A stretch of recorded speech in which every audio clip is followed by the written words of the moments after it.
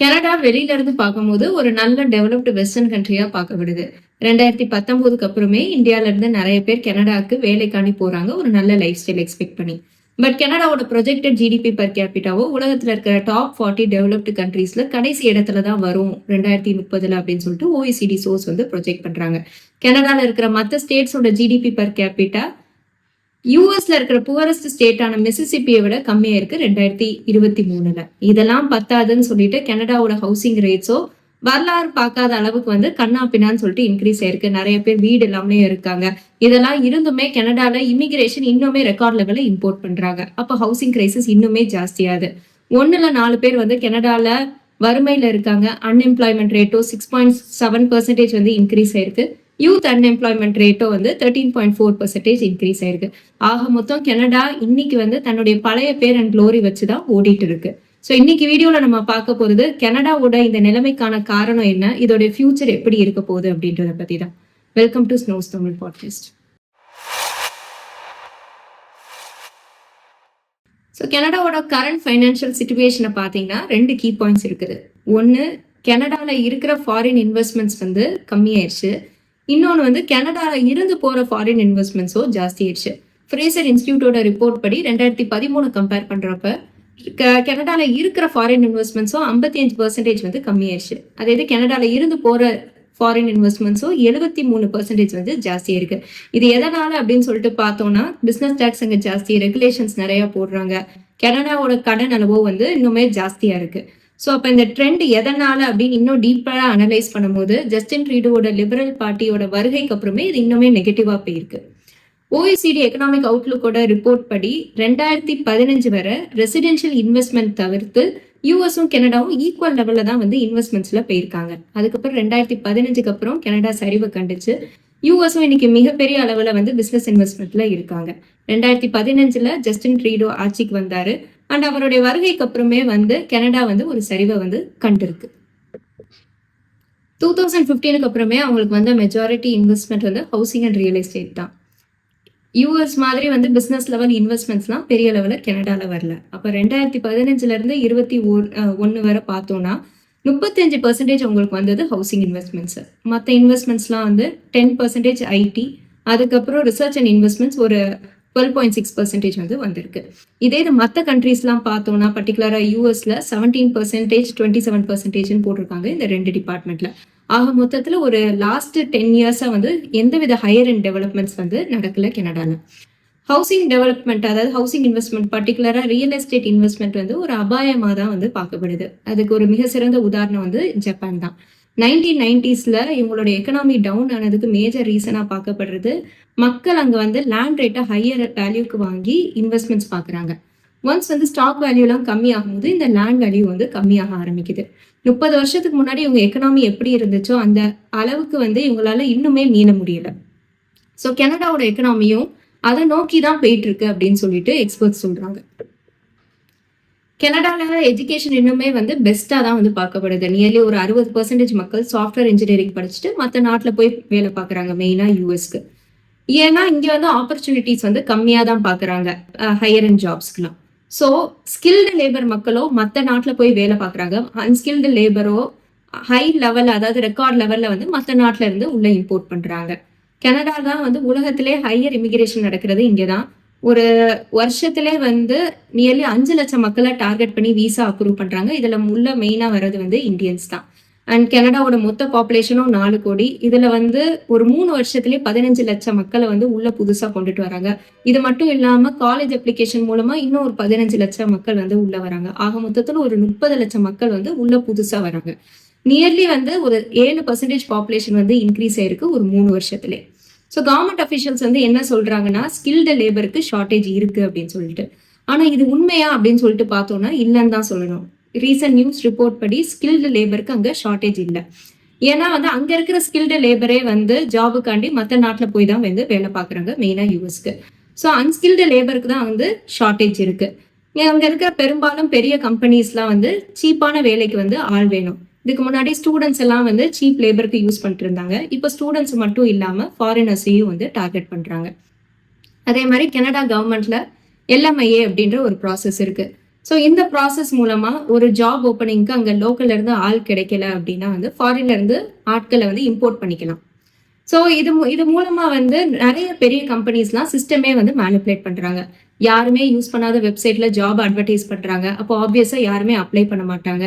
இத காமிச்சே வந்து நிறைய பேரை வந்து மத்த நாட்டுல இருந்து உள்ள எடுக்குறாங்க. இந்த ஜாப்ஸ் எல்லாம் ஆன்லைன்ல காசுக்காண்டி விற்கவும் செய்றாங்க. மெயினா இந்தியா அண்ட் ஏசியா மக்களை டார்கெட் பண்ணி. Facebookல எல்எம்ஐஏ ஒர்க் பெர்மிட் அவைலபிள் அப்படின்ற குரூப் இருக்கு. அதுல போய் பார்த்தோம்னா நிறைய எல்எம்ஐஏ வந்து காசுக்காக குடுக்குற அட்வர்டைஸ்மெண்ட்ஸ்லாம் வந்து பார்க்கலாம். இது கனடா கவர்மெண்ட்டுக்கு தெரியாம எதுவும் நடக்கல. ரொம்பவே பப்ளிக்கா தான் நடக்குது. பேசிக்கா வந்து ஒரு லூப் ஹோலே வந்து மிஸ்யூஸ் பண்றாங்க. மெயினா டிரான்ஸ்போர்ட், அப்புறம் வேர் ஹவுசிங், ரெஸ்டாரண்ட், ஃபாஸ்ட் ஃபுட் இதெல்லாம் வந்து ரொம்பவே அதிகமா நடக்குது. பெரும்பாலும் இருக்கிற இந்தியன்ஸ் வந்து அங்க எப்படியாவது கனடா போனா போதும், அங்க போய் நம்ம வந்து வேலைய எடுத்துடலாம் அப்படின்ற நம்பிக்கையில இந்த சீப்பான லேபருக்கு வந்து காசு குடுத்து உள்ள போறாங்க. இதுக்கு முன்னாடி இந்த வேலையெல்லாம் வந்து காலேஜ் ஸ்டூடண்ட்ஸ்க்கு பார்ட் டைமா குடுத்துட்டு இருந்தாங்க. இப்போ வந்து ஃபாரினர்ஸ்க்கும் வந்து குடுக்குறாங்க. ரெஸ்டாரண்ட்ல டெலிவரி பாய்க்கு வந்து லோக்கல்ல ஆள் இல்ல அப்படின்னு சொல்லிட்டு ஃபாரின்ல இருந்து ஆள் எடுக்குறாங்க இந்த பெரிய கம்பெனிஸ்லாம். இதோடைய எதிரொலியா தான் வந்து கனடால அன்எம்ப்ளாய்மெண்ட் ரேட் வந்து 6.6% வந்து இன்க்ரீஸ் ஆயிருக்கு. இதெல்லாம் இருந்தும் ஏன் கனடா இன்னும் மத்த நாட்டுல இருந்து வேலைக்காண்டி ஆட்கள் எடுக்குறாங்க அப்படின்றது யாருக்குமே தெரியல. 2023ல அன்எம்ப்ளாய்மெண்ட் ரேட் ஜாஸ்தியா இருந்தும் சுமார் ஒரு 2.3 லட்சம் பேரை வந்து கனடா இமிகிரேஷன்ல அலோவ் பண்ணியிருக்காங்க. அதுவும் எல்எம்ஐஏ ப்ராசஸ் மூலமா மட்டும். இது போக காலேஜ் அப்ளிகேஷன் மூலமாவும் நிறைய பேர் உள்ள வந்திருக்காங்க.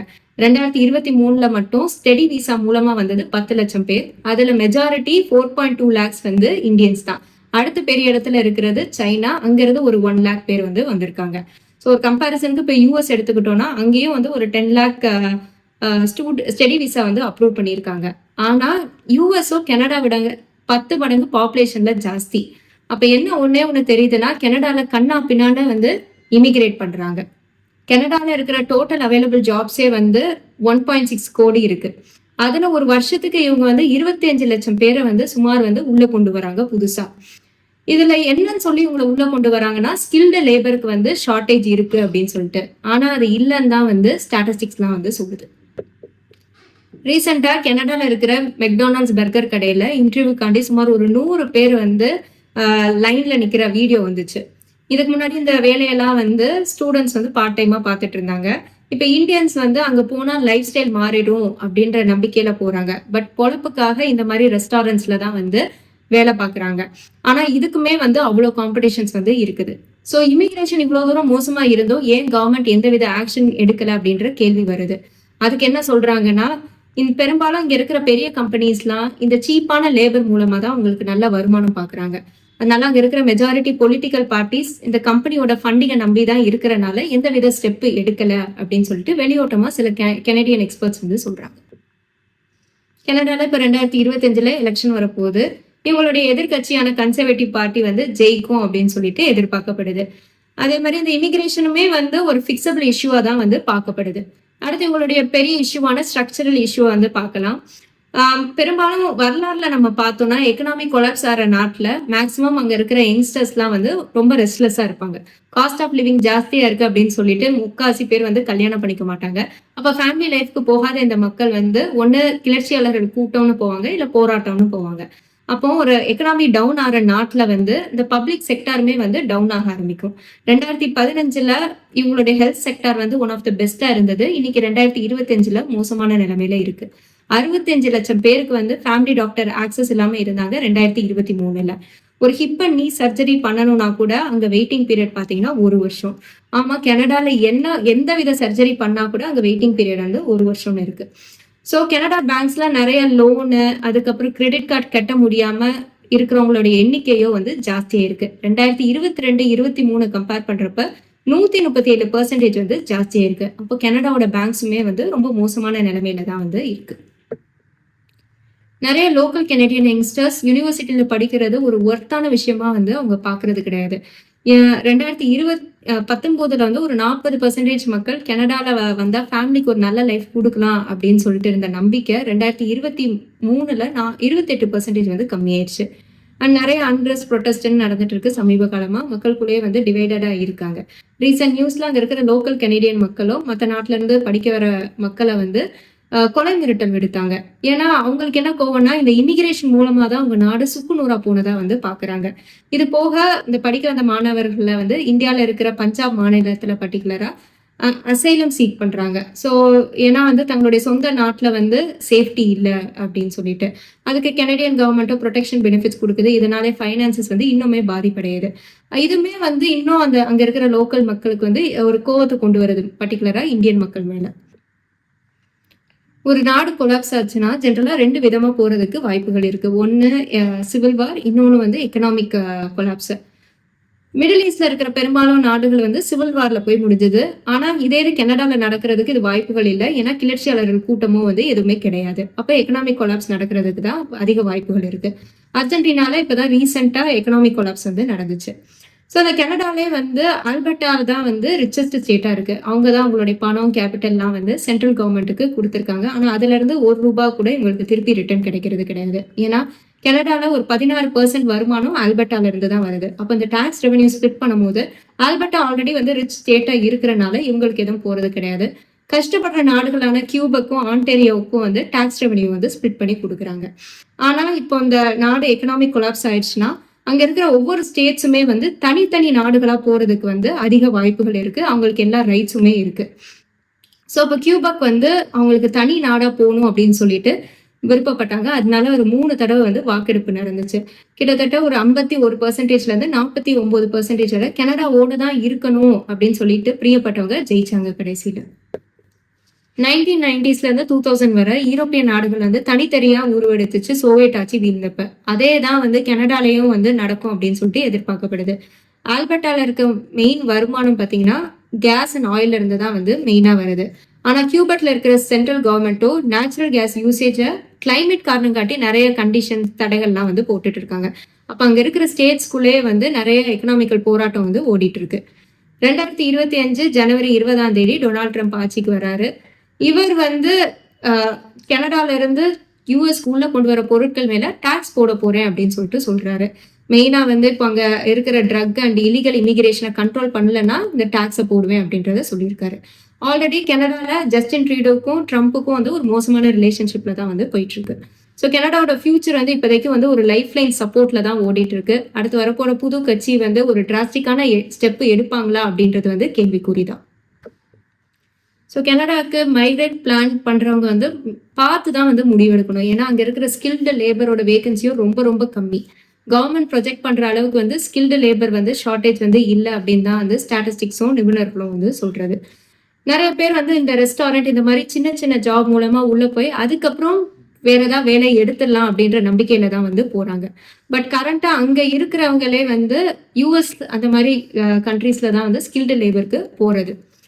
ஸோ நிறைய பேர் வந்து பெரிய இன்வெஸ்ட்மெண்ட்ஸ்லாம் பண்ணி அதுக்கப்புறம் பின்னாடி வேலை கிடைக்காம கஷ்டப்படவும் செய்கிறாங்க. சில பேர்லாம் வந்து 1 வருஷத்துலேயே திரும்பி ரிட்டனும் வந்து வந்திருக்காங்க. ஸோ இந்த வீடியோ உங்களுக்கு பிடிச்சிருக்கும்னு நினைக்கிறேன். பிடிச்சிருந்தா கண்டிப்பாக கமெண்ட் பண்ணுங்க.